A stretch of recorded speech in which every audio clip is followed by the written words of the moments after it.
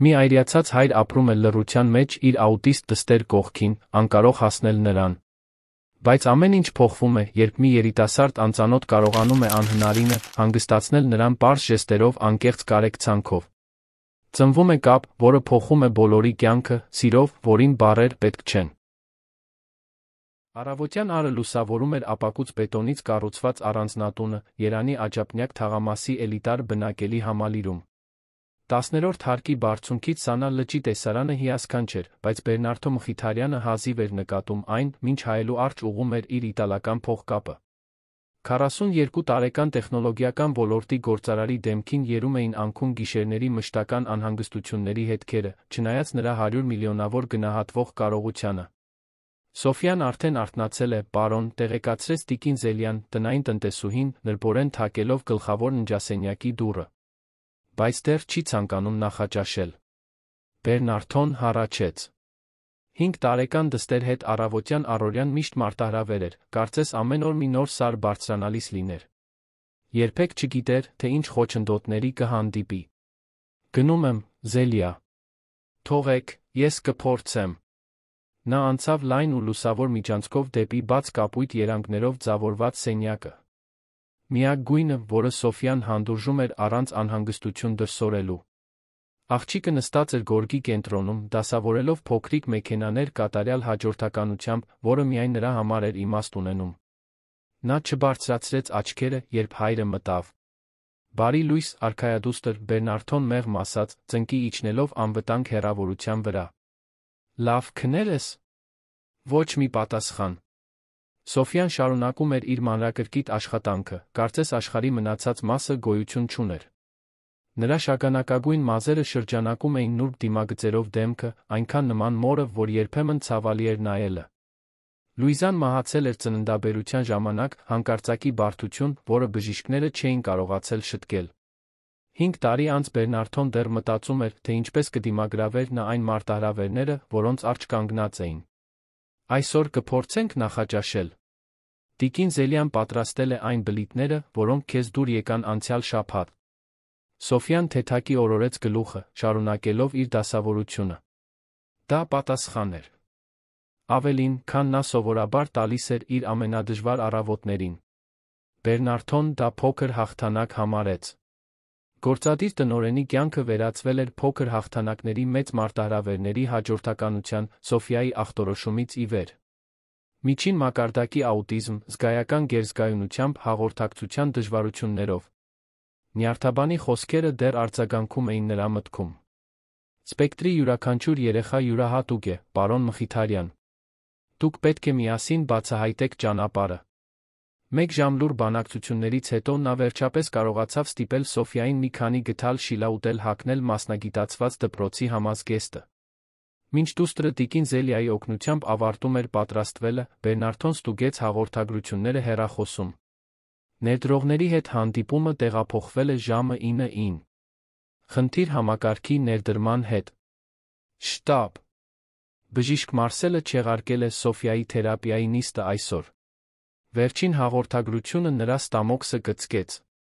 Զբաղվածության թերապիայի նիստերը հիմնարար էին աղջկա առօրյայի համար, վերջին րոպեի փոփոխությունները հաճախ հանգեցնում էին ճգնաժամերի։ Նա մտածեց չեղարկել իր պարտավորությունները, բայց արդեն 2 անգամ հետաձգել էր այդ հանդիպումը։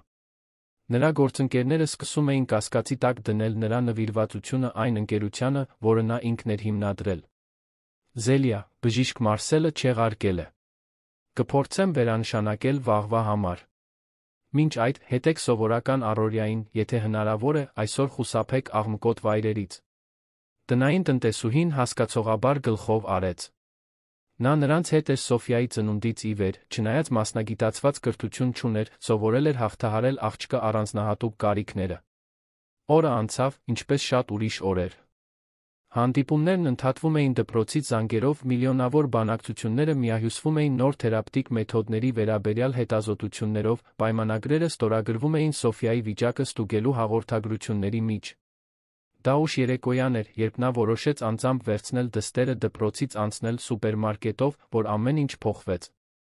Այդ ժամին հաստատությունը համեմատաբար դատարկ էր, ինչը Բերնարդոն դրական համարեց։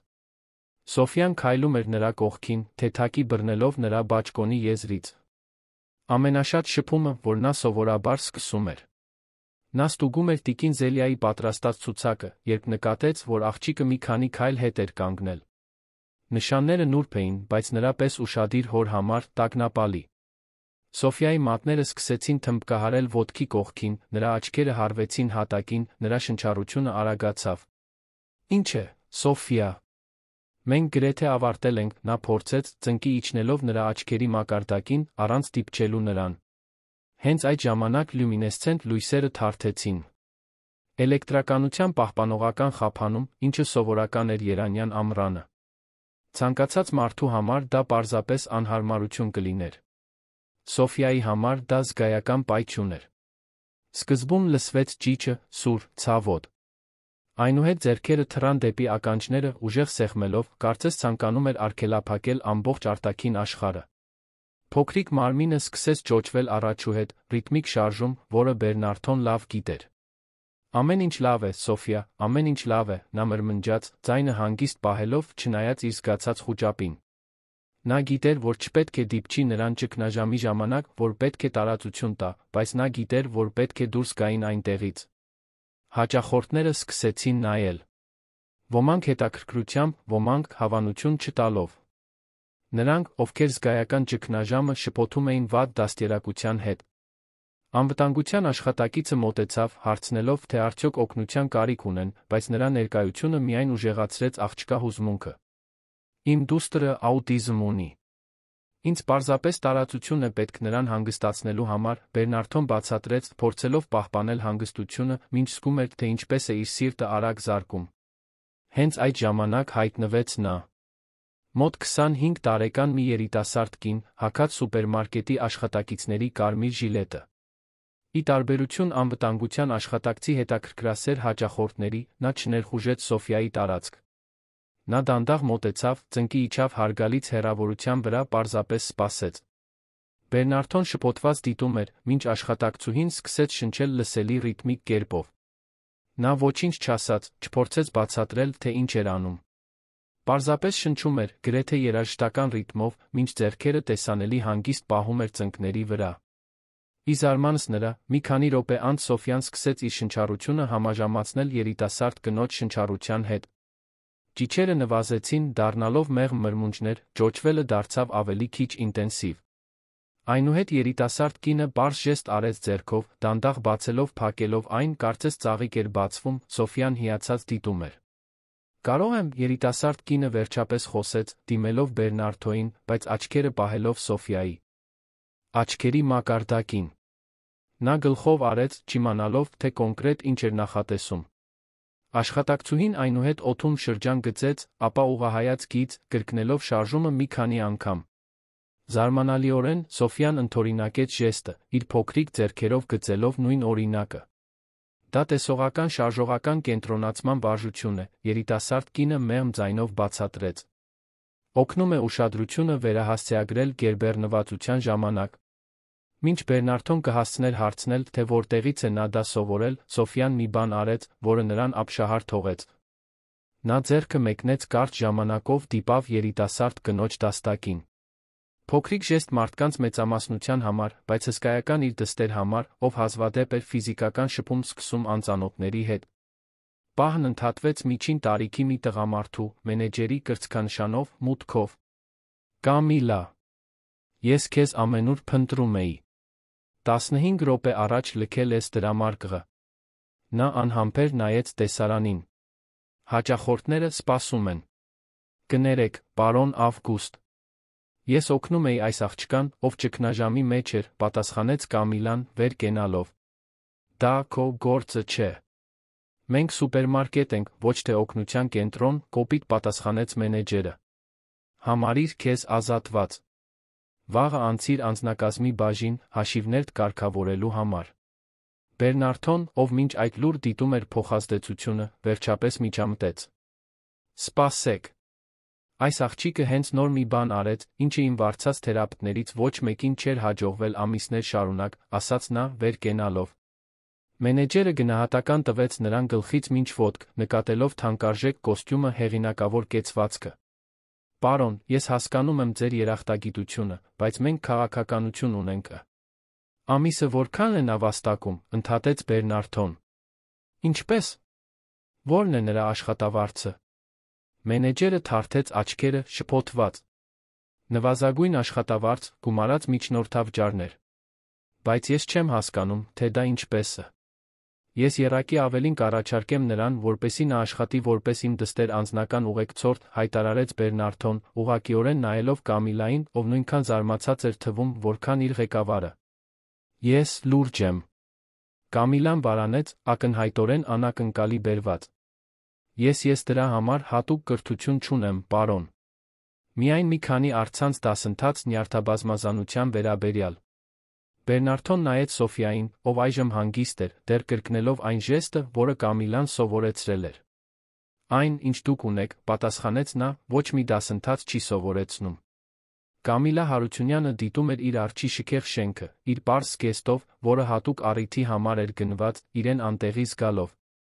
3 օր մտածելուց հետո անսպասելի առաջարկի մասին, նա վերջապես համաձայնել էր ավելի լավ ծանոթանալ գործարարի առաջարկած աշխատանքին։ Դռնապանը, ում արդեն տեղեկացրել էին նրա ժամանման մասին, ուղեկցեց նրան դեպի անձնական վերելակը, որը ուղղակիորեն տանում էր դեպի վերնահարկի բնակարան։ Հայրիկ, նա եկել է։ Տիկին Զելիայի աշխույժ ձայնը լսվեց, երբ վերելակի դուռը բացվեց։ Բնակարանը ներսից էլ ավելի տպավորիչ էր։ Հատակից մինչ առաստաղ ձգվող լայն պատուհանները բացահայտում էին Երանյան ափի տեսարանը, դիզայներական կահույքը ժամանակակից արվեստի գործերը զարդարում էին միջավայրը նուրբ էլեգանտությամբ։ Բերնարդո Մխիթարյանը հայտնվեց միջանցքում, հագած ավելի առօրյա հագուստ, քան սուպերմարկետում, բայց դեռս անթերի։ Նրա աչքերը բացահայտում էին անքուն գիշեր անցկացրած մարդու հոգնածությունը։ Կամիլա, շնորհակալություն գալու համար, նա ձեռքը մեկնեց, պաշտոնական։ Սոֆյան դժվար գիշեր է ունեցել, բայց հիմա ավելի հանգիստ է։ Կցանկանաք տեսնել նրա սենյակը։ Երիտասարդ կինը գլխով արեց, հետելով նրան միջանցքով։ Ճանապարհին նա նկատեց մանրամասներ, որոնք բացահայտում էին իրական կյանքը կատարելության ճակատագրի հետում։ Գունավոր փոստերներ, դեղորայքի առօրյայի մասին հիշեցումներով, տան տարածքներ, որոնք ակնհայտորեն հարմարեցված էին աուտիզմ ունեցող երեխայի զգայական կարիքներին, սեղանների վրա դրված անտիպիկ մանկական զարգացման մասին գրքեր։ Սոֆիայի սենյակը առանձին աշխարհ էր, մանրակրկիտ նախագծված սրբավայր։ Պատերը բաց կապույտ երանգով, անուղղակի լուսավորություն, որը կտրուկ ստվերներ չէր ստեղծում, կլորացված անկյուններով կահույք անկյունում զգայական վրան, որը ծառայում էր որպես ապաստան, երբ արտաքին աշխարհը չափազանց էր դառնում։ Աղջիկը նստած էր փափուկ գորգի վրա, փոքրիկ առարկաներ դասավորելով երկրաչափական նախշերով։ Նա չնայեց վեր, երբ նրանք մտան։ Սոֆիա, հիշում ես Կամիլային։ Սուպերմարկետից Բերնարդոն մեղմ հարցրեց, առանց պատասխան ակնկալելու։ Երկուսի համար էլ զարմանալիորեն, աղջիկը կարճ ժամանակով բարձրացրեց աչքերը, նայելով Կամիլայի կողմը, նախքան իր գործունեությանը վերադառնալը։ Նուրբ, բայց նշանակալի ճանաչում։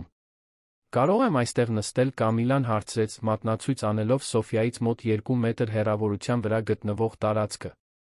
Աղջիկը չպատասխանեց, բայց նա անհանգստություն չցուցաբերեց, երբ երիտասարդ կինը լուր տեղավորվեց հատակին։ Բերնարդոն հիացած դիտում էր, մինչ Կամիլան պարզապես գոյություն ուներ իր դստեր հետ նույն տարածքում, առանց պահանջներ դնելու, առանց փորձելու շփում պարտադրել։ Մի քանի րոպե անց նա սկսեց դասավորել մոտակայքում գտնվող մի քանի գունավոր բլոկներ, ստեղծելով Սոֆիայի արածին նման, բայց ոչ ճշգրտորեն նույն օրինակը։ Ես նույնպես շատ եմ սիրում իրեր կազմակերպել, Կամիլան մեղմ ձայնով մեկնաբանեց, կարծես ինքն իրեն հետ խոսեր։ Օգնում է ավելի լավ մտածել, չէ՞։ Սոֆյան շարունակեց իր գործունեությունը, բայց Բերնարդոն նկատեց, որ նրա շարժումները թեթակի դանդաղել էին։ Նա ուշադրություն էր դարձնում։ Մինչ աշխատանքի մասին կխոսենք, Բերնարդոն ասաց, դեպի դուռը շարժվելով, կցանկանայիս մի քանի րոպե դիտել նրանց, եթե դեմ չեք։ Կամիլան գլխով արեց, մնալով Սոֆիայի հետ, մինչ նա դուրս էր գալիս։ Հաջորդ 1 ժամվա ընթացքում մեծ առաջընթաց չեղավ, ոչ մի դրամատիկ կապի պահ։ Պարզապես մեկի համբերատար ներկայությունը, ով ինտուիտիվ կերպով հասկանում էր կիսված լռության արժեքը։ Երբ վերջապես դուրս եկան սենյակից, Սոֆյան չբողոքեց, ինչը զարմացրեց Բերնարդոին։ Ինչպես գիտեիք, թե ինչ անել, նա հարցրեց, երբ նրանք նստեցին հյուրասենյակում խոսելու։ Սուպերմարկետում հիմա։ Կամիլան վարանեց, մատները անցկացնելով իր մաշված պայուսակի ժապավենով։ Ես փոքր եղբայր ունեմ, Մաթոսը։ Նա ունի ծանր ուշադրության դեֆիցիտի հիպերակտիվության համախտանիշ, բայց նա ունի Սոֆիայի նման որոշակի բնութագրեր, կապված զգայական խթանների հետ։ Նա դադարեց։ Ես մեծացել եմ սովորելով կարդալ, թե ինչի կարիք ուներ նա, երբ չէր կարողանում արտահայտել բառերով։ Դա տեխնիկա չէ պարզապես դիտարկում հարգանք։ Իսկ այն ժեստերը, որ դուք արեցիք սուպերմարկետում։ Հիմնական զգայական ինտեգրում։ Ես սովորել եմ առցանց տեսանյութերից, երբ հասկացա, թե ինչպես են դրանք օգնում Մաթոսին։ Նա ամաչկոտ ժպտաց։ Ես շատ ժամեր եմ անցկացրել թաղային ինտերնետ սրահում, դա ուսումնասիրելով։ Պատասխանի։ Պարզության մեջ ինչ-որ բան խորապես շոշափեց Բերնարդոյին։ 3 տարվա ընթացքում նա խորհրդակցել էր երկրի ամենահայտնի մասնագետների հետ, ներդրումներ կատարել ամենաթանկ թերապիաներում գնել ներմուծված սարքավորումներ, բայց երբեք չէր տեսել, որ Սոֆիան այդքան բնականորեն արձագանքեր, ինչպես արձագանքեց այս երիտասարդ կնոջը, ով սովորել էր նյարդաբազմազանության մասին անհրաժեշտությունից դրդված, ոչ թե մասնագիտությունից։ Կամիլա, չգիտեմ, արդյոք լիովին հասկացաք իմ առաջարկը։ Ես պարզապես ժամանակավոր աշխատանք չեմ առաջարկում։ Ես ցանկանում եմ ձեզ վարձել որպես Սոֆիայի թերապևտիկ ուղեկցորդ, աշխատանքային պայմանագրով, առողջապահական ապահովագրությամբ այլն։ Երիտասարդ կինը լայն բացեց աչքերը։ Բայց ես կրթություն չունեմ։ Ես պարզապես մի մարդ, ով 15 րոպեում հասավ նրան, ինչին մասնագետները չհասան տարիներով։ Բերնարդոն ընդհատեց նրան, առաջ թեքվելով։ Տեսեք, ես հասկանում եմ ձեր վարանումը։ Եթե ցանկանում եք, ես կարող եմ ֆինանսավորել դասընթացներ վերապատրաստումներ, ձեր գործնական գիտելիքները լրացնելու համար։ Բայց այն, ինչ Սոֆիային հիմա պետք է, մեկն է, ով կհասկանա նրան, ոչ թե մեկ շրջանակված կոչում պատի վրա։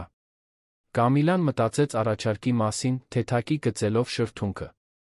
Կարող եմ հարցնել, ինչ պատահեց նրա մորը։ Բերնարդոյի արտահայտությունը պահեստայինորեն կոշտացավ։ Լուիզան բարդություններ ունեցավ ծննդաբերության ժամանակ։ Սոֆիան երբեք չհասցրեց ճանաչել նրան։ Նա խորը շունչ քաշեց։ Զոքանչս մեղադրում էր բժիշկներին, ես ճակատագրին, մեղքերի այս կռվի մեջ մենք կորցրեցինք կապը։ Հելենան, Սոֆիայի տատը, այժմ Գյումրիում է ապրում։ Ցավում եմ, անկեղծորեն պատասխանեց Կամիլան։ Այդ ժամանակից ի վեր, ես արել եմ ամեն ինչ, ինչ կարող էի, բայց… Նա անորոշ ժեստ արեց, կարծես բառերը բավարար չէին մարտահրավերի մեծությունը արտահայտելու համար։ Կամիլան պատուհանից դուրս նայեց, մտածելով այն կտրուկ փոփոխության մասին, որն այս առաջարկը կբերեր իր կյանքում։ Նա թողել էր հոգեբանության ֆակուլտետը երկրորդ կիսամյակում, աշխատելու եղբորն ու հիվանդ մորը պահելու համար։ Բերնարդոյի առաջարկած աշխատավարձը եռակի ավելին էր, քան սուպերմարկետում ստացածը։ Ինձ անհրաժեշտ կլինեն որոշ ճկուն ժամեր եղբորս խնամելը շարունակելու համար, երբ մայրս բժշկական խորհրդատվություններ ունենա, նա վերջապես ասաց։ Բերնարդոն ժպտաց, հասկանալով այդ մեկնաբանությունը որպես ընդունում։ Մենք կարող ենք կարգավորել այն, ինչ անհրաժեշտ է։ Երբ կարող եք սկսել։ Երկուշաբթի առաջարկեց Կամիլան։ Ինձ պետք է մի քանի բան կազմակերպել տանը։ Այսպես սկսվեց նոր փուլը նրանց երեքի կյանքում։ Առաջին շաբաթների ընթացքում Կամիլան շաբաթական 3 անգամ այցելում էր բնակարան, երկժամյա նիստերով։ Առաջընթացը դանդաղ էր, առանց տպավորիչ պահերի, բայց հետողական։ Նա բերում էր տնական զգայական առարկաներ, գունավոր ջրով փայլերով շշեր, տարբեր հյուսվածքների գործվածքներ, ցածր ինտենսիվության փոքր երաժշտական գործիքներ, թույլ էր տալիս Սոֆիային ընտրել, թե ինչպես երբ շփվել դրանց հետ։ Բերնարդոն, ով սովոր էր իր բիզնեսում անմիջական արդյունքների, ստիպված էր սովորել հաջողությունը չափելու նոր ձ. Այն օրը, երբ Սոֆիան թույլ տվեց Կամիլային ավելի մոտ նստել, այն առավոտը, երբ նա համաձայնեց փորձել նոր հյուսվածք, այն երեկոյան, երբ նա աչքի շփում հաստատեց 2 վայրկյան ավելի, քան սովորական էր։ Մի առանձնահատուկ նշանակալի օր, 1 ամիս աշխատանքից հետո Սոֆիան Կամիլային փոխանցեց կապույտ բլոկ, իր սիրելի գույնը, դնելով այն անմիջապես նրա ձեռքին։ Ժեստը կարող էր մանրուք թվալ նրանց համար, ովքեր չէին հասկանում, բայց Բերնարդոյի համար, ով դիտում էր դռնից, դա հրաշքի ականատես լինելու նման էր։ Շնորհակալություն, Սոֆիա, Կամիլան բնականորեն պատասխանեց, առանց չափազանցնելու արձագանքը, ինտուիտիվ կերպով հասկանալով, որ չափազանց մեծ ոգորությունը կարող է գերբեռնել աղջկան։ Այդ գիշեր, երբ Սոֆյան քնեց, Բերնարդոն Կամիլային հրավիրեց սուրճի պատշգամբում։ Քաղաքը փայլում էր նրանց ներքում, միլիոնավոր լույսեր մութ երկնքի դեմ։ «Ինչպե՞ս եք դուք կարողանում», նա հարցրեց, առանց մանրամասնելու։ Կամիլան հասկացավ չծակերպված հարցը։ «Կարծում եմ, ես կարողանում եմ աշխարհը տեսնել մի փոքր այնպես, ինչպես նա է տեսնում։ Ոչ լիովին, իհարկե, ոչ ոք չի կարող ճիշտ տեսնել ուրիշի աչքերով։ Բայց ես մեծացել եմ աշխարհը եղբորս համար թարգմանելով, ուստի զարգացրել եմ այս մտավոր մկանը։ Գիտեք, թե ինչ էին անում մյուս թերապևտները։ Նրանք փորձում էին նրան բերել մեր աշխարհ։ Դուք անում եք հակառակը, նախ գնում եք նրա աշխարհ»։ Բերնարդոն մի պահ դիտեց իր բաժակը։ «Կարծում եմ, ես մոռացել եմ, թե ինչպես դա անել»։ Խոստովանությունը կախված մնաց նրանց միջ, լի խոցելիությամբ, որը գործարարը հազվադեպ էր դրսևորում։ «Դժվար է լինել ամեն ինչ մեկի համար», Կամիլան մեղմ պատասխանեց։ «Հայր, մայր, թերապետ, ուսուցիչ, ոչ ոք չի կարող այդ ամենը լինել միայնակ, առանց ճանապարհին կորչելու»։ Բերնարդոն գլխով արեց, զգալով այդ խոսքերի ծանրությունը։ «Ձեզ հանդիպելուց առաջ ես մտածում էի լրիվ դրույքով բուժքույր վարձելու մասին։ Մեկին, ով կունենար բոլոր հնարավոր հավաստագրերը, ով կհետեր հաստատված արձանագրություններին»։ Նա անհոգ ծիծաղեց։ «Ես այնքան սովոր եմ մտածել, որ փողը ամեն ինչ լուծում է»։ «Փողն օգնում է», պրագմատիկորեն նկատեց Կամիլան։ «Առանց դրա, շատ ընտանիքներ չունեն որևէ աջակցություն։ Բայց ի վերջո, այն, ինչ իրականում տարբերություն է մտցնում, մարդկային կապն է»։ Երբ Կամիլան այդ գիշեր հեռացավ, Բերնարդոն ժամերով մնաց պատշգամբում, դիտելով քաղաքը, վերանայելով այն ամենը, ինչ կարծում էր, թե գիտեր խնամքի կապի մասին։ Հարան սենյակում Սոֆյան հանգիստ քնած էր շաբաթների ընթացքում առաջին անգամ, կարճած կապույտ բլոկից, որը նա ավելի վաղ կիսել էր։ Մի փոքրիկ առարկա, որն այժմ կրում էր կամուրջ կառուցելու իմաստը, դանդաղորեն, իր ներքին-արտաքին աշխարհների միջ։ 3 ամիս անցավ, երանյան աշունը ոսկեգույն լույսով էր ներկում քաղաքը, որը ներթափանցում էր Մխիթարյանների բնակարանի լայն պատուհաններից։ Այն, ինչ սկսվել էր որպես շաբաթական 3 անգամ ծրագրված այցելություններ, վերածվել էր գրեթե ամենօրյա ներկայության։ Կամիլան այժմ ուներ իր սեփական բանալիների հավաքածուն բնակարանում հարմարեցված սենյակ, այն օրերի համար, երբ պետք էր գիշերել, երբ Բերնարդոն պարտավորություններ ուներ, որոնք նրան մինչ ուշ էին պահում դրսում։ Սոֆյայի փոփոխությունը նուրբ էր, բայց անհերքելի։ Աղջիկը դեռ ուներ իր առանձնահատկությունները, դեռ հաղորդակցվում էր հիմնականում ժեստերով արտահայտություններով, բայց նրա ճգնաժամերի հաճախականությունը զգալիորեն նվազել էր։ Կամիլայի կողմից հաստատված փոքրիկ ծեսերը դարձել էին խարիսխներ նրա առօրյայում։ Առավոտյան նկարելու պահը, լուր երաժշտության ժամը, երբ Կամիլան մեղմորեն նվագում էր մի փոքրիկ քսիլոֆոն, որը Սոֆյան ավելի շատ կարող էր զգալ, քան լսել, քնելուց առաջ անցումային շրջանը, երբ նրանք միասին շնչում էին։ Այդ հինգշաբթի առավոտյան Բերնարդոն դռնից դիտում էր, թե ինչպես է Կամիլան Սոֆյային ուղղորդում բնական ներկերով գործունեության մեջ, որոնք ինքն էր պատրաստել։ «Տեսեք, այսօր օվկիանոս ենք ստեղծում», Կամիլան մեկնաբանեց, մեղմորեն խառնելով կապույտ կանաչ երանգները ոչ խորը սկուտեղի մեջ։ «Կցանկանաք ալիքներ անել ձեր մատներով»։ Սոֆյան մի քանի վայրկյան դիտեց խառնուրդը, նախքան զգուշորեն մեկնելը իր ցուցամատը, դիպչելով ներկի մակերեսին։ Փոքրիկ ժպիտ, հազվադեպ թանկարժեք, հայտնվեց նրա դեմքին, երբ գույնը շարժվեց մեղմ ալիքներով։ «Դա հանգստացնող է, չէ՞», Կամիլան շարունակեց, առանց պատասխան պահանջելու։ «Երբեմն, երբ ես ինձ գերբեռնված եմ զգում, փակում եմ աչքերս, պատկերացնում, որ լողում եմ օվկիանոսում»։ 2 մեծահասակների համար էլ զարմանալիորեն, Սոֆյան մեղմ ձայն արձակեց, գրեթե մեղեդային մրմունջի նման, մինչ շարունակում էր ներկի մեջ նախշեր ստեղծել։ Բերնարդոն կոկորդում կծկում զգաց։ Դա ամենամոտ ձայնն էր կամավոր վոկալ արտահայտությանը, որը նա լսել էր իր դստերից ամիսներ շարունակ։ Նյարդաբանը բացատրել էր, որ Սոֆյան խոսելու ֆիզիկական խոչընդոտներ չուներ։ Նրա դժկամությունը բանավոր հաղորդակցություն օգտագործելու հարցում այն մասն էր, թե ինչպես էր նրա ուղեղը մշակում աշխարհը։ Նա երգում է, նա շշնջաց ինքն իրեն, բայց Կամիլան լսեց։ Նա արձագանքում է հյուսվածքին շարժմանը, նա մեղմ ձայնով բացատրեց։ Դա արտահայտման զգայական մշակման ձե։ Երբ Սոֆյան վերջապես ավարտեց իր օվկիանոսը գնաց լվանալու ձեռքերը հարմարեցված լոգարանում, տիկին Զելիայի օգնությամբ Բերնարդոն մոտեցավ Կամիլային։ «Երբեք չէի մտածել, որ այս օրը կտեսնեմ», նա խոստովանեց, նայելով սեղանին չորացող նկարին։ Նա միշտ մերժել է թաց կամ կպչուն հյուսվածքները։ Կամիլան ժպտաց, կազմակերպելով նյութերը։ Մենք սկսեցինք չոր ավազից, ապա թաց ավազից, ապա տնական պլաստիլինից, դա աստիճանական առաջընթաց էր։ Սոֆյան ունի իր սեփական ժամանակը։ Կամիլայի խոսելու ձուն կար բնականություն Սոֆյայի կարիքների մասին, առանց կլինիկական ժարգոնի, որը շատ մասնագետներ էին օգտագործում, առանց թաքնված կարեկցանքի, որը Բերնարդոն նկատում էր որոշ թերապևտների մոտ։ Կարծես նա իր դստերն ամբողջությամբ էր տեսնում, ոչ միայն ախտորոշումը, ոչ միայն մարտահրավերները, այլ ամբողջ անձնավորությունը, իր բոլոր բարդություններով։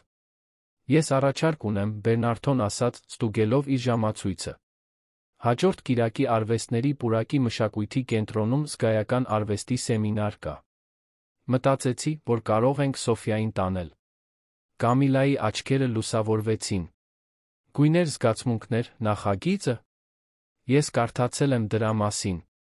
Այն հատուկ մշակվել է նյարդաբազմազան երեխաների համար։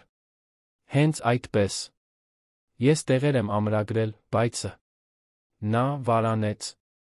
Երբեք չէի կարողացել Սոֆյային տանել նման միջոցառումների։ Ամբոխները, անկանխատեսելի ձայները…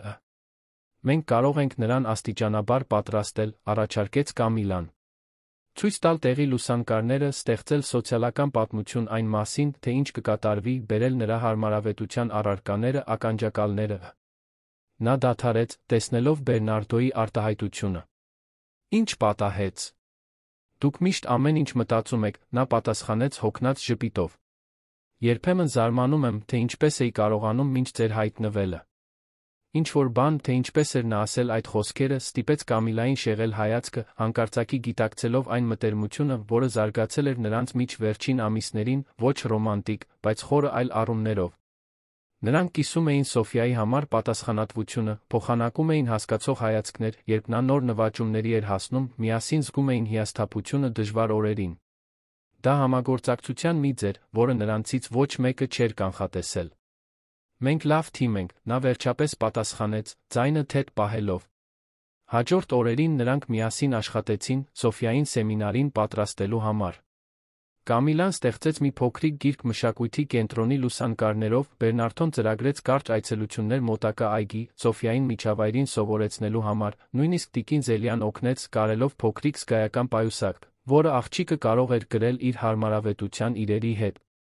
Կիրակին լուսացավ մաքուր երկնքով, մեղմ ջերմաստիճանով։ Իդեալական պայմաններ զբոսանքի համար։ Սոֆյան համեմատաբար հանգիստ էր թվում, մինչ Կամիլան օգնում էր նրան հագնվել, ընտրելով հագուստ առանց պիտակների այնպիսի գործվածքներից, որոնք չէին գրգռում նրա զգայուն մաշկը։ Հիշո՞ւմ ես մեր այսօրվա գիրքը, Կամիլան մեղմորեն հարցրեց, ցույց տալով իրենց հավաքած փոքրիկ լուսանկարների ալբոմը։ Մենք կտեսնենք արվեստ, կզգանք տարբեր հյուսվածքներ, կարող ենք ցանկացած պահի հեռանալ, եթե քեզ պետք լինի։ Սոֆյան դիպչեց այգու լուսանկարին, պլանի լուրջ ճանաչում։ Բերնարդոն դռնից դիտում էր, հագնված առօրյա հագուստով, ջինսերով, պոլո վերնաշապիկով։ Հազվադեպ տեսք սովորաբար անթերի իտալական կոստյումներով գործարարի համար։ Մշակույթի կենտրոն ժամանումը մանրակրկիտ ժամանակացույցով էր կատարվել, ամենամեծ շարժունակությունից խուսափելու համար։ Նախագծի համակարգողներից մեկը նրանց դիմավորեց մուտքի մոտ, ակնհայտորեն մարզված նյարդաբազմազան երեխաների հետ շփվելու համար։ Բար, Սոֆյա։ Մենք հատուկ տարածք ունենք պատրաստված քեզ քո ընտանիքի համար, նա ասաց, ուղղակիորեն դիմելով աղջկան, բայց առանց պատասխան սպասելու։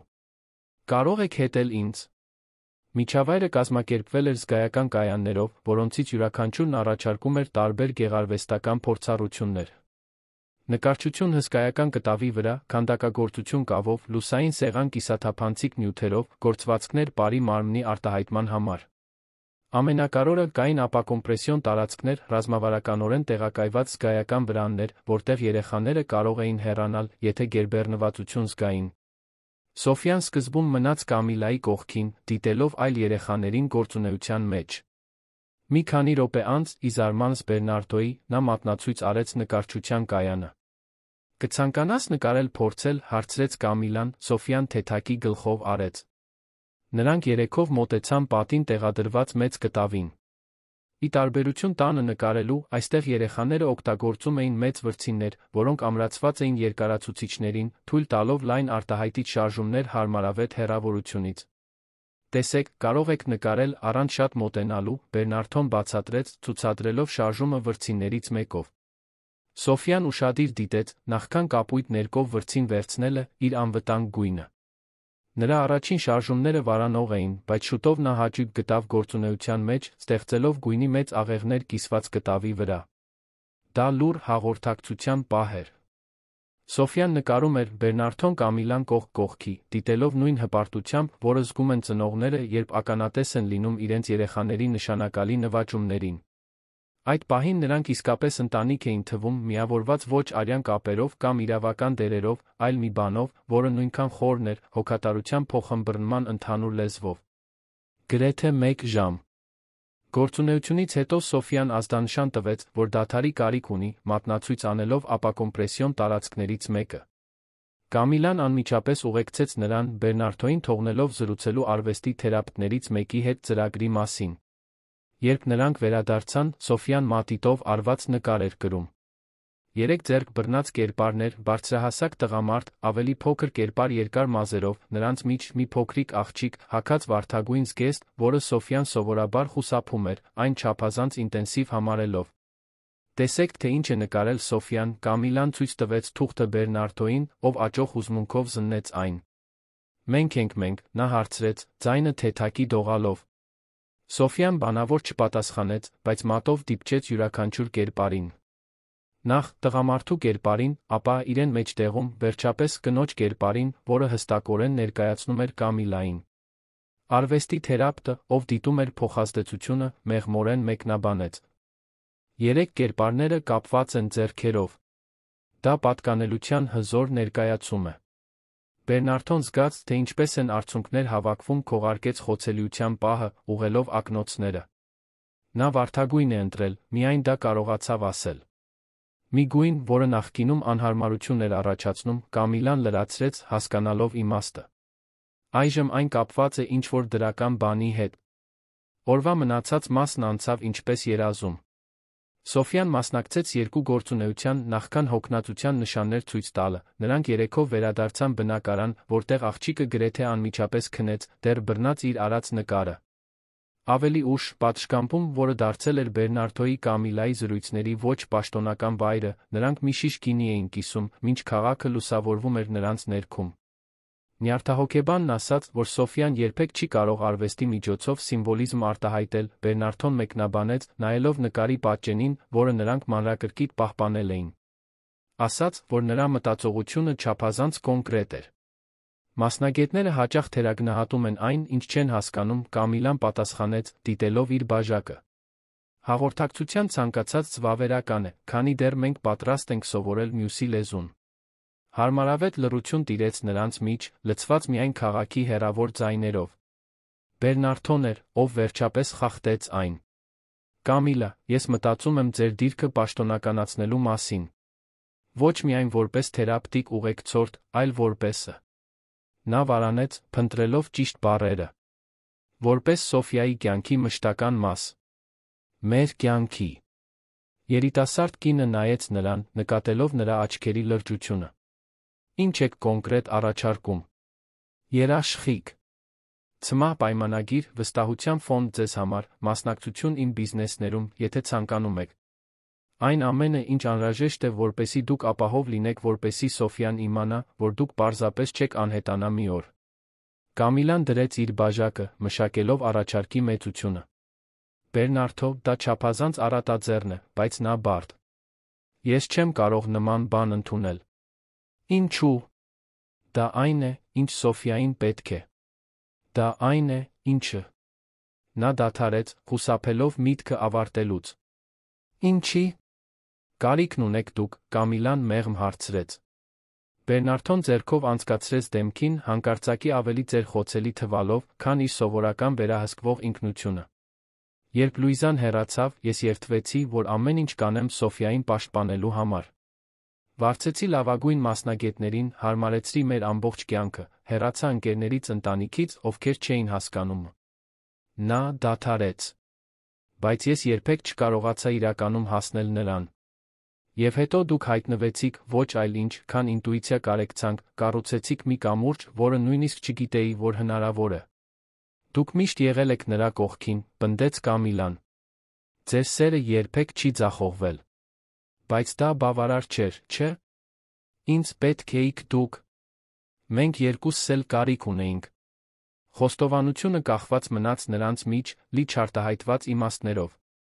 Սոֆիայի նկարը, երեք ձեռք բռնած կերպարներով, այժմ մարգարեական էր թվում, կարծես երեխան հասկացել էր մի բան, որը մեծահասակները նոր էին սկսում գիտակցել։ Ես ոչ մի տեղ չեմ գնա, վերջապես խոստացավ Կամիլան։ Բայց մենք դա ճիշտ կանենք։ Քայլ առ քայլ, ինչպես սովորեցնում ենք Սոֆիային։ Նա մեղմ ժպտաց։ Մեկ կամուրջ, մեկ առ մեկ։ Եվ այսպես Երանի աստղազարդ երկնքի տակ սկսեց ձավորվել մեկ այլ անտեսանելի կամուրջ, ոչ միայն տարբեր աշխարհների միջ, այլ սրտերի միջ, որոնք ցավ էին ճանաչել տարբեր ձերով, այժմ միասին բացահայտում էին բուժման հնարավորությունը։ Ամառը եկավ Երան, իր ուժեղ շոքերով հանկարծակի անձրներով։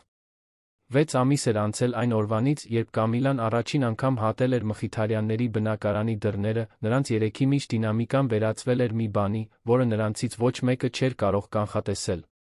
Սոֆիան այժմ շաբաթական 3 առավոտ հաճախում էր մասնագիտացված դպրոց, Կամիլայի ուղեկցությամբ։ Նրա հաղորդակցման հմտությունները զգալիորեն առաջադիմել էին։ Նա օգտագործում էր պլանշետ, պատկերագրերով հիմնական կարիքներն արտահայտելու համար, երբեմն արտասանում էր առանձին բառեր, սովորաբար կապույտ, երաժշտություն, ի ուրախություն Բերնարդոյի հայրիկ։ Բնակարանը նույնպես փոխվել էր։ Այն, ինչ նախկինում էլեգանտ, բայց ստերիլ տարածք էր, այժմ ցուցադրում էր համատեղ կյանքի նշաններ։ Սոֆիայի նկարները շրջանակված պատերին, տեսողական հաղորդակցման համակարգ, գունավոր քարտերով տարբեր սենյակներում, զգայական բարձր, ռազմավարականորեն դրված հյուրասենյակում։ Այն սենյակը, որն ի սկզբանե նախատեսված էր Կամիլայի համար երբեմնի գիշերների համար, այժմ իրականում նրանն էր, պահարանում հագուստով դարակում գրքերով։ Բերնարդոն նույնպես փոխվել էր։ Անողոք գործադիր տնօրենը, ով ապրում էր հանդիպումների ձեռքբերումների համար, այժմ հիմնականում աշխատում էր տանից, վերակառուցելով իր օրակարգը, մասնակցելու Սոֆիայի ամենօրյա փոքր նվաճումներին։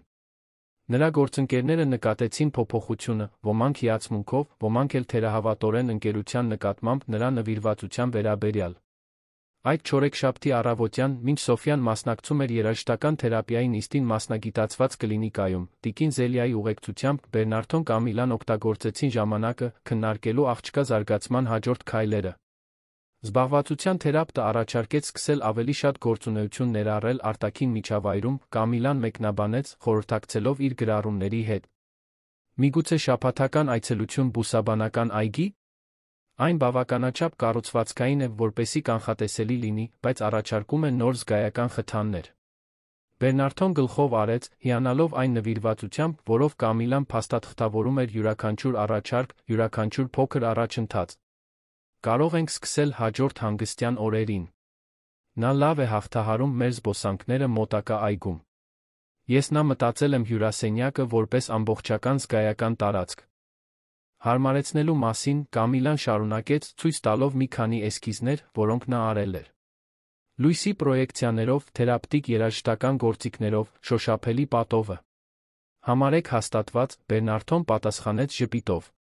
Վարձեք այն մասնագետներին, ովքեր ձեզ պետք են։ Անսահմանափակ բյուջե։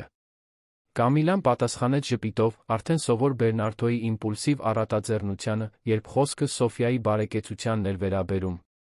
Ախ, գրեթե մոռացա, նա ասաց, վեր կենալով իր գրասենյակից ինչ-որ բան բերելու համար։ Նա վերադարձավ էլեգանտ փաթեթավորված տուփով։ Սա ձեզ համար է։ Ինձ համար։ Իմ ծննդյան օրը չէ, զարմացած մեկնաբանեց Կամիլան։ Համարեք շնորհակալություն այս 6 ամսվա համար։ Նա զգուշորեն բացեց փաթեթը, բացահայտելով նորարար թերապտիկ մեթոդների մասին գրքերի հավաքածու, պրոֆեսիոնալ գեղարվեստական նյութեր վերջին սերնդի պլանշետ։ Ես նկատել եմ, որ դուք միշտ գաղափարներ եք գրում ձեր նոթատետրում, բաներ եք փնտրում այդ հին հեռախոսով, Բերնարդոն բացատրեց, ձայնում որոշակի շփոթություն կար։ Մտածեցի, որ ավելի լավ գործիքները կարող էին օգնել։ Կամիլան հարգանքով դիպչեց իրերին։ Դրանք հենց այն բաներն էին, որոնք նա նշել էր, որ ցանկանում էր ամիսների ընթացքում պատահական զրույցներում։ Փոքրիկ ցանկություններ, որոնք նա չէր սպասում, որ նա կգրանցի։ Դուք ուշադիր եք, անկեղծորեն հուզված մեկնաբանեց նա։ Ես ձեզնից եմ սովորել, պարզապես պատասխանեց Բերնարդոն։ Պահն ընդհատվեց դոմոֆոնի ձայնով։ Դռնապանը հայտարարեց անսպասելի այցի մասին Հելենա Ղազարյանը, Լուիզայի մայրը Սոֆիայի տատը։ Բերնարդոյի արտահայտությունը անմիջապես կոշտացավ։ Ինչ է նա անում այստեղ։ Մենք տարիներ շարունակ կապ չենք ունեցել։ Կցանկանաք, որ ես խնդրեմ նրան մեկ այլ օր գալ, Կամիլան հարցրեց, նկատելով հանկարծակի լարվածությունը։ Բերնարդոն մի պահ մտածեց։ Ոչ։ Ավելի լավ է դա հիմա լուծենք, մինչ Սոֆիան կվերադառնա թերապիայից։ Րոպեներ անց մոտ 60 տարեկան էլեգանտ կին մտավ հյուրասենյակ։ Նրա մոխրագույն մազերն անթերի էին հարդարված, նրա հագուստը ցույց էր տալիս նույն նրբաճաշակ ճաշակը, որը դրսորում էր Բերնարդոն։ Չնայած տարիքին, նա պահպանում էր ուղիղ կեցվածքը թափանցող հայացքը, որը Կամիլան անմիջապես նկատեց, Սոֆիան ժառանգել էր։ Հելենա, Բերնարդոն սառը ողջունեց նրան։ Ինչ զարմանալի է։ Բերնարդո, նա պատասխանեց նույն տոնով։ Նրա հայացքը արագ անցավ Կամիլայի վրա, գնահատելով նրան գլխից մինչ ոտք։ Չգիտեի, որ ուղեկցորդ ունեք։ Սա Կամիլա Հարությունյանն է, Սոֆիայի թերապտիկ ուղեկցորդը, նա բացատրեց, դիտավորյալ այլ տեղեկություն չտրամադրելով։ Կամիլա, սա Հելենա Ղազարյանն է, Սոֆիայի տատը։ Ուրախ եմ ծանոթանալու համար, Կամիլան քաղաքավարի ասաց, ձեռքը մեկնելով, որը Հելենան կարճ ժամանակով սեղմեց։ Թերապտիկ ուղեկցորդ։ Կարծում էի, որ Սոֆիան հաճախում է նյարդազգայական ինստիտուտ, մեկնաբանեց Հելենան։ Դեռ հաճախում է, պատասխանեց Բերնարդոն։ Կամիլան լրացնում է նրանց աշխատանքը այստեղ, տանը, ուղեկցում է նրան դպրոցում։ Հելենան գլխով արեց, էլեգանտորեն նստելով բազմոցին, առանց հրավերի։ Ես գործերով եկել էի Երևան, որոշեցի, որ ժամանակն է տեսնելու իմ թոռնուհուն։ 5 տարին չափազանց երկար ժամանակ է։ Ժամանակ, որը դուք ընտրեցիք հեռու անցկացնել նրանից, Բերնարդոն չկարողացավ զսպել կծկումը։ Մենք ոչ մի զանգ, ծննդյան բացիկ, ոչինչ չենք ստացել։ Եվ ես ոչ մի հրավեր չստացա, պատասխանեց Հելենան։ Այն բանից հետո, երբ դուք ինձ մեղադրեցիք այն բանի համար, ինչ պատահեց Լուիզային։ Ես երբեք ձեզ չեմ մեղադրել։ Դուք էիք, ով ասաց, որ ես բավարար չէի պնդել, որ նա մնա բացարձակ հանգիստ վերջին ամիսներին։ Բերնարդոյի ձայնը բարձրացավ։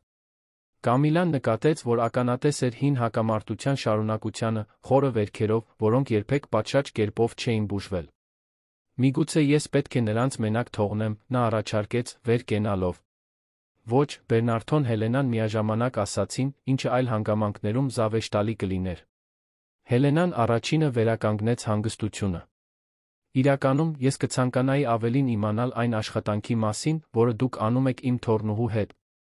Ես շատ եմ կարդացել աուտիզմ ունեցող երեխաների մոտեցումների մասին։ Գյումրիում ես ֆինանսապես աջակցում եմ մասնագիտացված կլինիկային։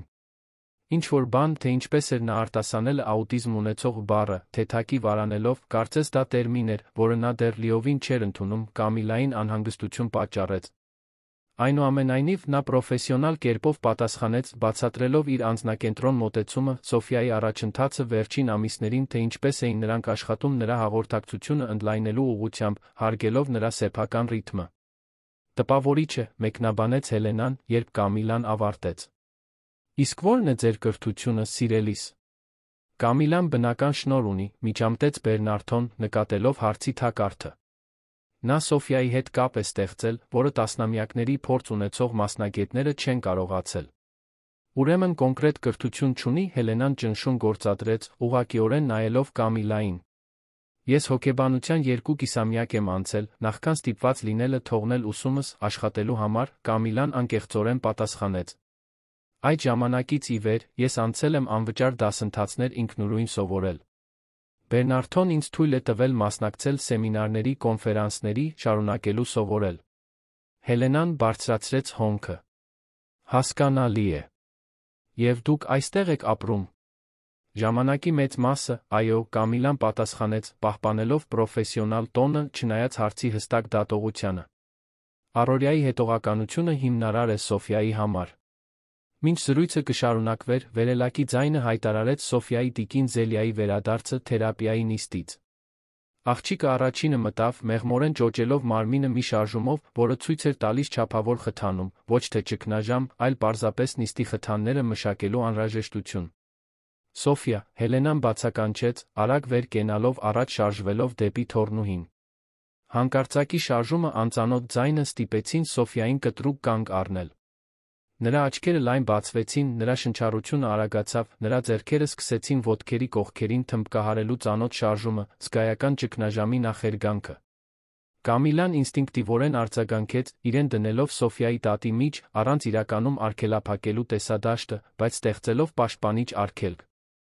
Հեղուկ շարժումներով, որոնք Բերնարդոն ճանաչում էր նախորդ անթիվ իրավիճակներից, նա ծնկի իջավ Սոֆիայի բարձրության վրա, լսելիորեն շնչելով անելով այն ժեստերը, որոնք նրանք միասին մշակել էին գերբեռնվածության պահերի համար։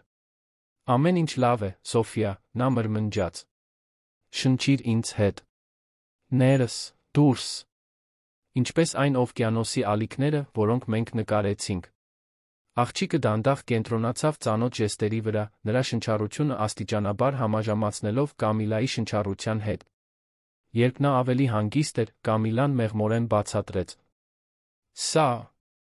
քո տատիկ Հելենան է, քո մայրիկի քույրը։ Նա հեռվից է եկել քեզ ճանաչելու համար։ Սոֆիան կարճ ժամանակով նայեց Հելենայի կողմը, նախքան հայացքը շեղելը, բնորոշ վարքագիծ, որը պարտադիր չէր նշանակում մերժում, պարզապես նոր մարդկանց մշակելու իր բնական ձը։ Հելենան, սակայն, ակնհայտորեն ցնցված էր արձագանքից միջամտության անհրաժեշտությունից։ Նա միշտ այդպես է լինում նոր մարդկանց հետ։ Հանկարծակի մոտեցումները դժվար են, Բերնարդոն բացատրեց, ձայնը վերահսկողության տակ պահելով, չնայած գրգռվածությանը։ Եթե մենք տեղեկացված լինեինք ձեր այցի մասին, կարող էինք Սոֆիային պատշաճ կերպով պատրաստել։ Հելենան գլխով արեց, ակնհայտորեն շփոթված։ Ցավում եմ։ Ես չգիտեի։ Եկեք նրան ժամանակ տանք, դիվանագիտորեն առաջարկեց Կամիլան։ Սոֆիա, կցանկանաս քո նոր գունային խաղը ցույց տալ տատիկ Հելենային։ Մենք բոլորս կարող ենք նստել գորգի վրա։ Բոլորի համար զարմանալիորեն, աղջիկը թեթակի գլխով արեց, շարժվելով դեպի հյուրասենյակի իր սիրելի անկյունը, որտեղ Կամիլան ստեղծել էր կայան, խաղերով հարմարեցված նյութերով։ Հելենան նայեց Բերնարդոին, ով ժեստով ցույց տվեց, որ նա պետք է հետի աղջկան։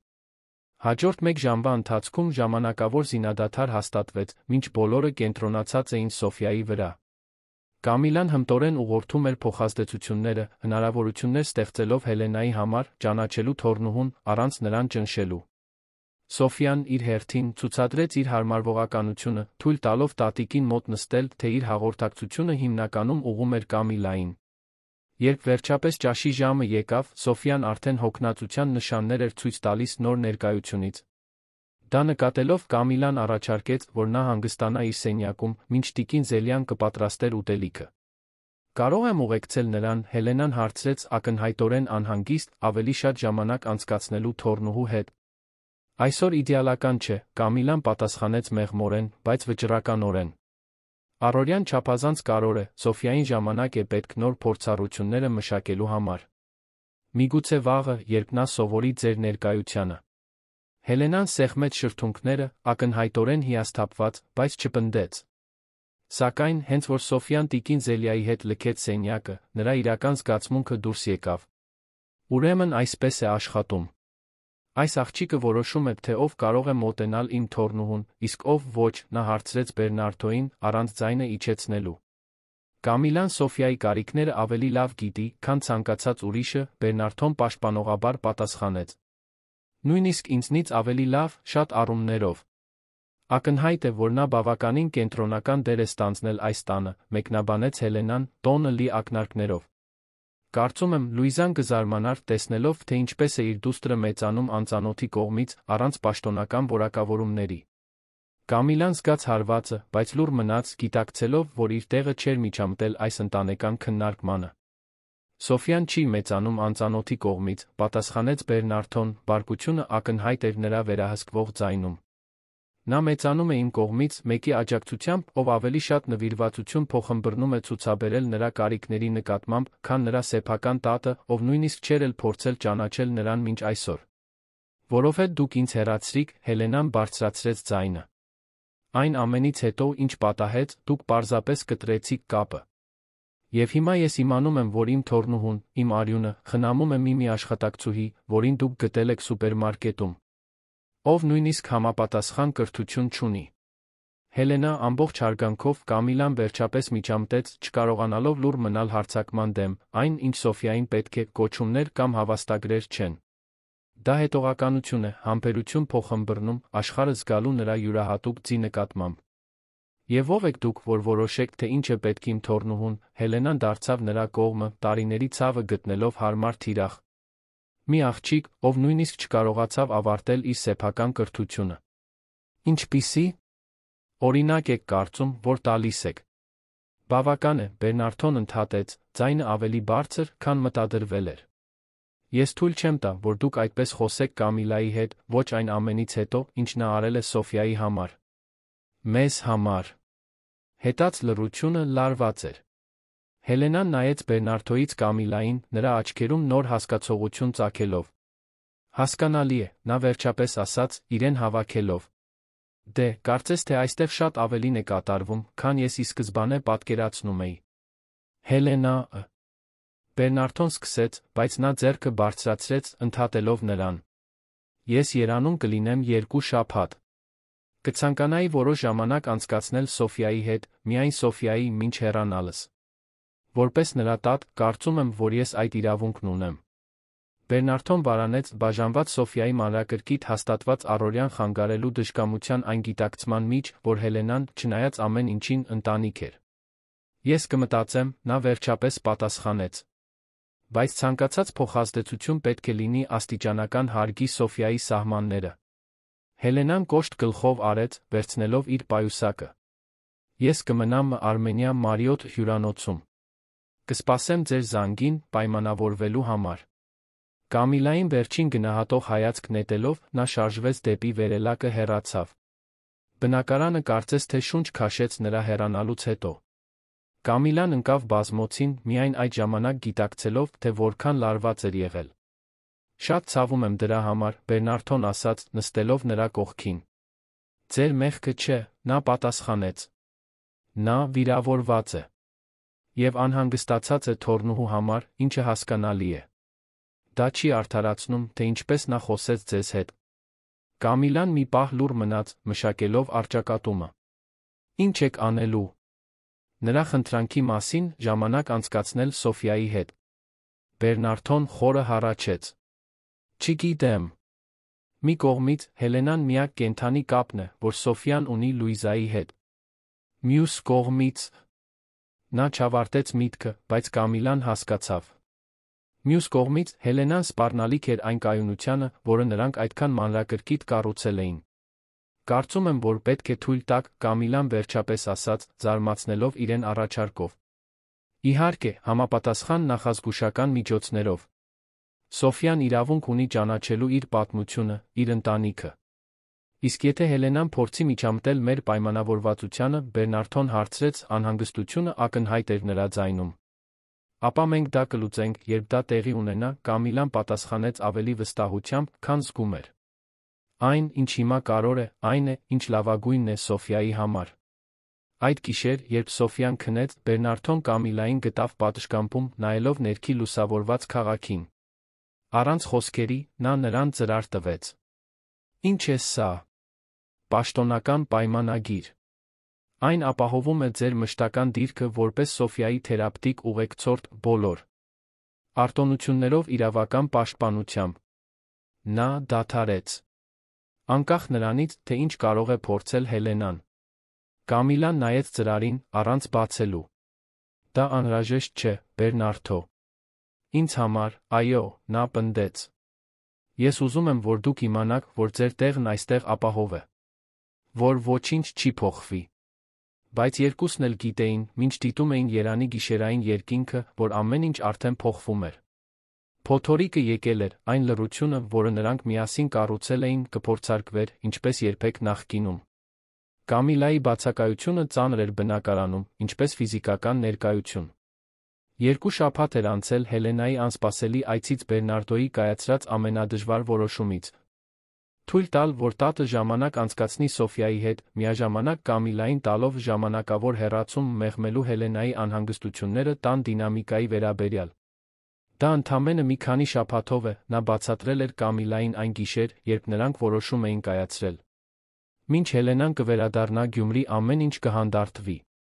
Կամիլան ընդունել էր արժանապատվությամբ, որը միայն մեծացրել էր Բերնարդոյի հիացմունքը նրա նկատմամբ։ Սոֆյան պետք է ճանաչի իր ընտանիքը, նա համաձայնվել էր, թե նրա աչքերը բացահայտում էին մոտալուտ բաժանման ցավը։ Սոֆյայի հետ հրաժեշտը մանրակրկիտ էր ծրագրվել։ Պարզ բացատրություն, որ Կամիլան որոշ ժամանակ կայցելի իր եղբորը, տեսողական օրացույց, նրա վերադարձի օրերը նշելու համար, կանոնավոր տեսազանգերի խոստում։ Այնուամենայնիվ, աղջիկը ցույց էր տվել իր անհանգստությունը իր ձով։ Հետընթաց որոշ հաղորդակցական հմտություններում, հրաժարվելով օգտագործել պատկերագրերի պլանշետը, մոլուցքով պահելով կապույտ քարերով վզնոցը, որը Կամիլան տվել էր նրան որպես պաշտպանության հմայակ։ Երանի կենտրոն թաղամասում գտնվող բնակարանում, որը Բերնարդոն վարձակալել էր Կամիլայի համար այդ ընթացքում, պնդելով, որ նա չպետք է վերադառնա հեռավոր արվարձան, որտեղ նախկինում ապրում էր, նա օրերն անցկացնում էր անհանգստության վճռականության խառնուրդում։ Նա վերականգնեց կապը հոգեբանության ֆակուլտետի հին դասախոսների հետ, գրանցվեց առցանց դասընթացների, նյարդաբազմազան երեխաների համար թերապիաների վերաբերյալ, թույլ տվեց իրեն գիշերվա միայնակ ժամերին զգալ այն կարոտը, որը նա չէր թույլ տալիս իրեն արտահայտել ցերեկը։ Այդ կիրակի առավոտյան Կամիլան կազմակերպում էր իր գրառումները հաղորդակցության նոր մեթոդի մասին, որը կարող էր օգուտ բերել Սոֆյային, երբ նրա բջջային հեռախոսը զանգահարեց։ Դա Բերնարդոն էր, ինչը անսովոր էր այդ ժամին։ Կամիլա, կարող եք գալ բնակարան այսօր։ Նրա ձայնի շտապողականությունը շոշափելի էր։ Ինչ պատահեց։ Սոֆյան լավ է։ Այո, ֆիզիկապես լավ է։ Բայց երեկվանից հրաժարվում է սենյակից դուրս գալ։ Հելենան այստեղ է։ Նա իջեցրեց ձայնը։ Մենք լավ չենք հաղթահարում դա։ Ես ճանապարհին եմ, Կամիլան պատասխանեց, արդեն վերցնելով իր պայուսակը։ 40 րոպե անց դռնապանը ողջունեց նրան ճանաչող թեթացած ժպիտով։ Ուրախ եմ, որ վերադարձաք, տիկին Կամիլա։ Փոքրիկ Սոֆյան կարոտել է ձեզ։ Վերելակում Կամիլան փորձեց կարգավորել իր մտքերը։ Նա չէր ցանկանում քննադատական կամ դատող թվալ, հատկապես Հելենայի ներկայությամբ, բայց Սոֆյայի նկատմամբ իր անհանգստությունը գերազանցում էր ցանկացած այլ հանգամանք։ Բնակարանի դուռը բացվեց նախքան նա կհասցներ զանգել։ Բերնարդոն այնտեղ էր, դեմքը նշանավորված անքուն գիշերներով անհանգստությամբ։ Շնորհակալություն գալու համար, նա ասաց, կարճ ժամանակով գրկելով նրան։ Անսովոր ժեստ իրենց սովորաբար զուսպ հարաբերությունների համար։ Ո՞ր է Սոֆյան, Կամիլան հարցրեց, մտնելով բնակարան։ Սենյակում։ Հրաժարվում է դուրս գալ, հրաժարվում է ուտել որևէ բան, որը տիկին Զելյան չի պատրաստել, քնում է միայն կարճած այն վզնոցից, որը դուք տվել եք նրան։ Կամիլան գլխով արեց, կլանելով տեղեկությունը։ Իսկ Հելենան։ Հյուրասենյակում։ Հիասթափված է։ Այցերը չեն ընթանում այնպես, ինչպես նա սպասում էր։ Լայն հյուրասենյակում Հելենան կոշտ նստած էր բազկաթոռին, այնքան էլեգանտ թվում էր, որքան առաջին օրը, բայց նրա աչքերում նոր խոցելիություն կար։ Տիկին Ղազարյան, Կամիլան հարգանքով ողջունեց նրան։ Օրիորդ Հարությունյան, Հելենան պատասխանեց, տոնն ավելի մեղմ, քան նախկինում։ Շնորհակալ եմ, որ եկաք։ Նրա ներկայության անհրաժեշտության ճանաչումը, որը եկել էր Հելենայից, զարմացրեց Կամիլային։ Սոֆյան դժվարություններ ունի։ Առօրյայի փոփոխությունների հետ։ Նա պարզապես փակվեց, Հելենան բացատրեց, հիասթափությունը ակնհայտ էր։ Ես ամբողջ շաբաթ փորձում էի մոտենալ, նվերներ բերել, պատմություններ պատմել նրա մոր մասին, լուսանկարներ ցույց տալ, բայց կարծես նա մեկ այլ մոլորակի վրա լիներ։ Կամիլան հասկացողաբար գլխով արեց։ Սոֆյան զգացմունքները տեղեկատվությունը մշակում է այլ կերպ։ Նոր մարդիկ, նոր պատմություններ, հատկապես էմոցիոնալ առումով լիցքավորված, ինչպես այն մոր հիշողությունները, որին նա երբեք չի ճանաչել, այդ ամենը կարող է չափազանց գերբեռնված լինել։ Ես փորձեցի այնպես, ինչպես գիտեմ, Հելենան խոստովանեց, ձայնը թեթակի կոտրվելով։ Ես Գյումրիում ունեմ 3 թոռ։ Երբեք խնդիրներ չեմ ունեցել նրանց հետ կապ հաստատելու հարցում։ Սոֆյան ձեր մյուս թոռների նման չէ, Կամիլան մեղմորեն բացատրեց։ Եվ դա նրան ավելի պակաս հրաշալի կամ ավելի պակաս կապի ընդունակ չի դարձնում։ Դա պարզապես նշանակում է, որ կապը տեղի է ունենում այլ ձևով, իր ժամանակին, հետելով կանոններին, որոնք մենք պետք է սովորենք։ Հելենան երկար ժամանակ նայեց նրան, կարծես նրան իսկապես առաջին անգամ տեսներ։ Դուք իսկապես հասկանում եք նրան, չէ՞։ Փորձում եմ, ամեն օր, Կամիլան անկեղծորեն պատասխանեց։ Կարող եմ հիմա տեսնել նրան։ Բերնարդոյի Հելենայի լուռ թույլտվությամբ Կամիլան շարժվեց դեպի Սոֆիայի սենյակը։ Նա նրբորեն թակեց դուռը մտավ, առանց պատասխան սպասելու, իմանալով, որ աղջիկը հազվադեպ է արձագանքում բանավոր կանչերին։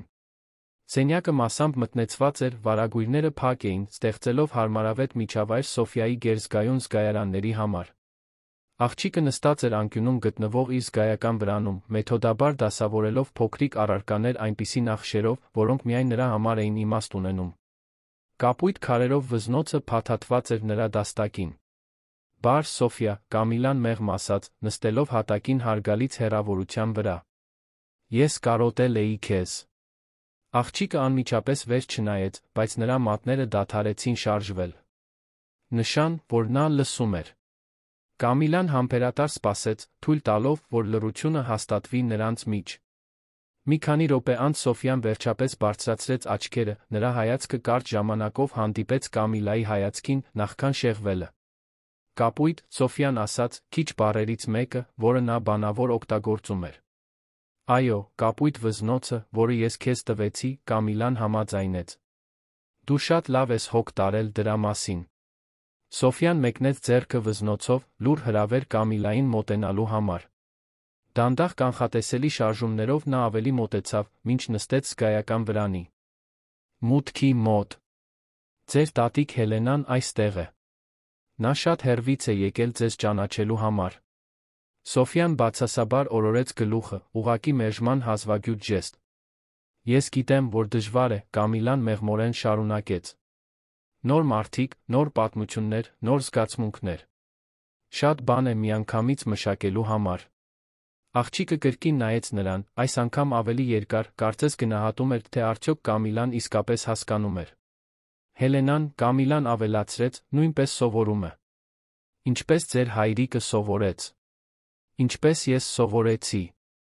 Մենք բոլորս փորձում ենք գտնել ձեզ հետ շփվելու լավագույն միջոցը։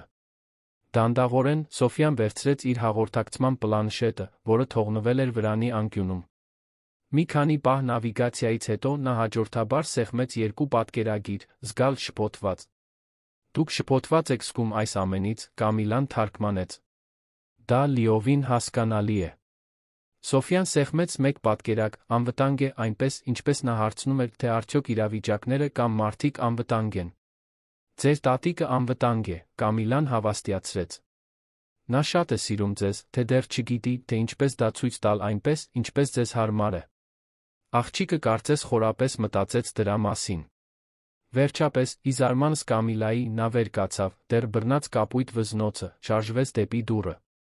Կամիլան լուռ հետեց նրան, հասկանալով անուղղակի հրավերը։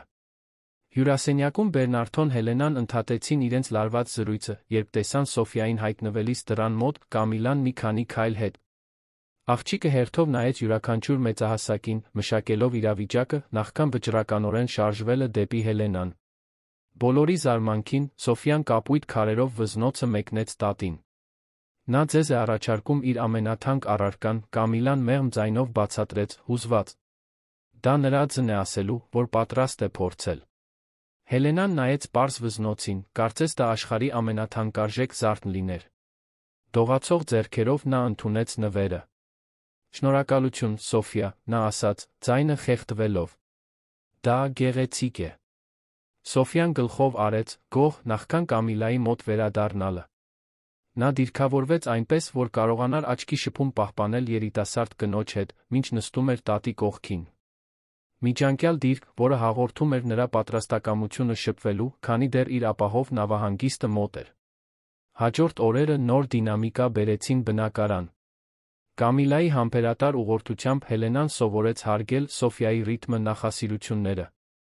նա դադարեց պնդել ֆիզիկական շփում, որը թորնուհին ակնհայտորեն չէր ցանկանում, մեղմացրեց իր բնականաբար բարձր ձայնը, բացահայտեց Սոֆիայի հետ նույն միջավայրում պարզապես լինելու ուրախությունը, կիսելով տարածություն ժամանակ առանց ակնկալիքների։ Մեկ շաբաթ անց Հելենայի Գյումրի վերադառնալու նախօրեին 4-ով հանգիստ ճաշում էին պատշգամբում։ Արը մայր էր մտնում Երանի տեսարանի վրա, երկինքը ներկելով նարնջագույն վարդագույն երանգներով։ Գույներ, որոնք Սոֆիան, զարմանալիորեն, այժմ լավ էր հանդուրժում։ Երբեք չէի մտածել, որ դա կասեմ, Հելենան մեկնաբանեց, դիտելով Սոֆիային, ով մանրակրկիտ դասավորում էր բանջարեղենը իր ափսեի մեջ, բայց դուք ճիշտ էիք, Կամիլա։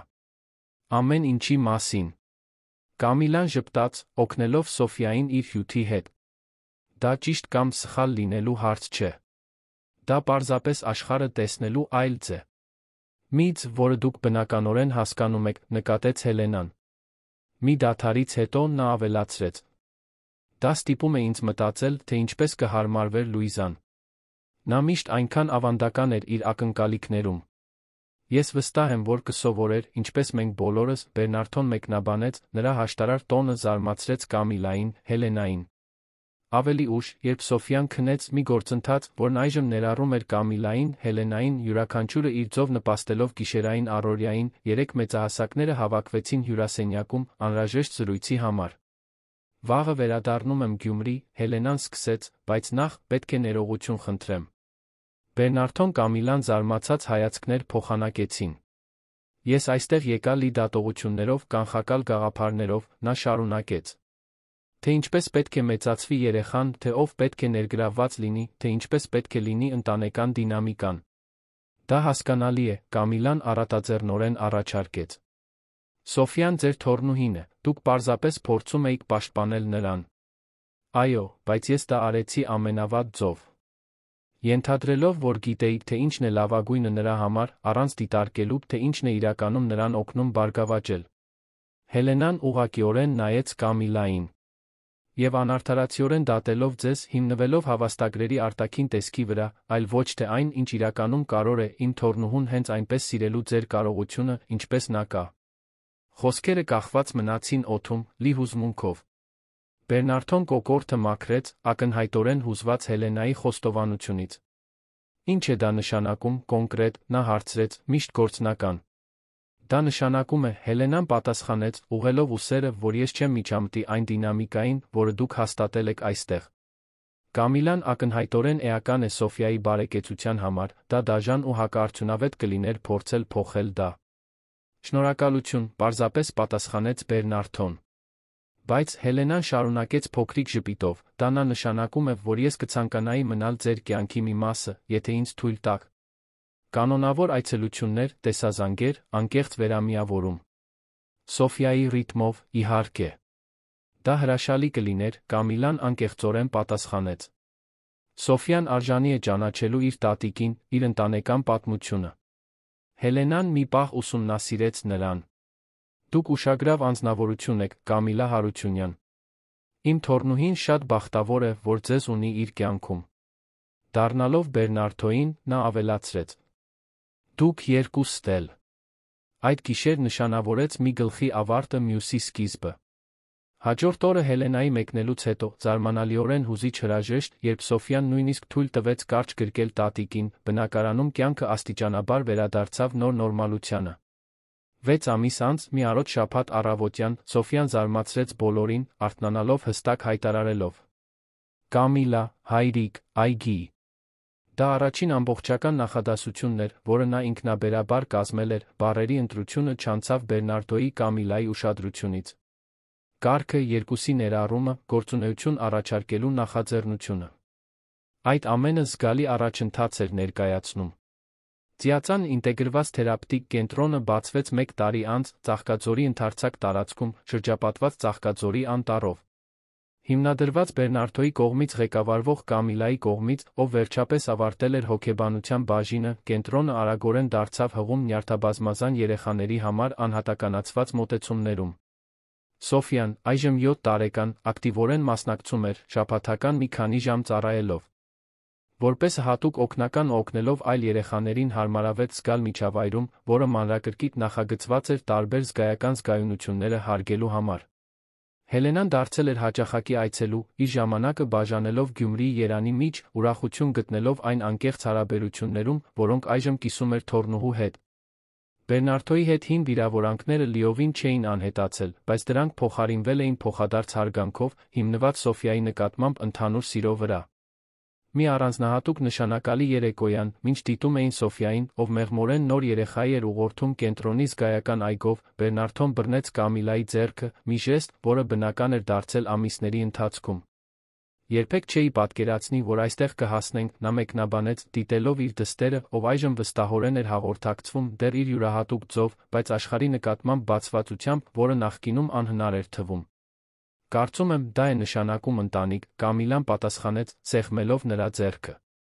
Ոչ պարտադիր չէ իմանալ, թե ուր ենք գնում, այլ պարտավորվել միասին անցնել ճանապարհը, անկախ նրանից, թե ինչ կլինի։